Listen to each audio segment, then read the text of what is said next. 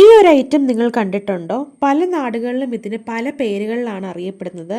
ഇവിടെ ഇതിന് പറയുന്നത് ചീമച്ചക്ക എന്നാണ്, കടച്ചക്ക എന്നും പറയാറുണ്ട് കേട്ടോ. ഇതിന്റെ ഒരു മരം തന്നെ ഞങ്ങളുടെ വീട്ടിലുണ്ട്. ഇതിന്റെ ഇലകളെന്ന് പറയുമ്പോഴത്തേക്കും കുറച്ച് വെറൈറ്റി ആണ്, അതുപോലെ തന്നെ വലിയ ഇലകളാട്ടോ.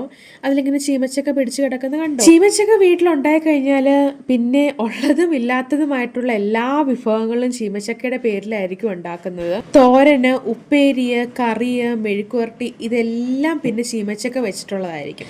അമ്മയാണെങ്കിൽ ചീമച്ചക്ക വെച്ചിട്ട് ഉപ്പേരി ഉണ്ടാക്കാനുള്ള തയ്യാറെടുപ്പിലാട്ടോ.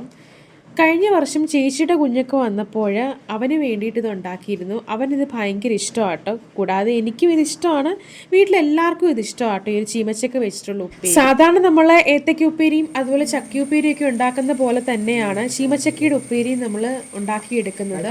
ചൂടെണ്ണയ്ക്കകത്തോട്ട് ചീമച്ചക്ക ഇങ്ങനെ അരിഞ്ഞ് വെച്ചത് ഇതുപോലെ ഒന്ന് ഇട്ട് കൊടുത്തിട്ട് പിന്നെ കുറച്ച് ഉപ്പൂടൊക്കെ ആഡ് ചെയ്ത് സാധാരണ ഇങ്ങനെ നമ്മൾ ചക്കയുപ്പേരിയൊക്കെ ഉണ്ടാക്കുന്ന പോലെ തന്നെ ഉള്ളൂ ഈ ഒരു സംഭവം ഉണ്ടാക്കുന്നത്. വളരെ ടേസ്റ്റിയാണ്. അപ്പോൾ നിങ്ങൾ ജസ്റ്റ് ട്രൈ ചെയ്യാത്തവരൊക്കെ ഇന്ന് ചീമച്ചക്ക ഉള്ളവരാണെങ്കിൽ ട്രൈ ചെയ്ത് നോക്കുക. ചീമച്ചക്ക വേവിച്ചത് മുളക് സംബന്ധിയോടും കൂടി നമ്മുടെ ഈ ഒരു വീഡിയോ വൈൻഡപ്പ് ചെയ്യുകയാണ്. അപ്പം നിങ്ങളുടെ വീടുകളിലും ഈ ഒരു സംഭവമൊക്കെ ഉണ്ടാക്കുന്നുണ്ടെങ്കിൽ കമൻറ്റ് ചെയ്യണേ. ബൈ.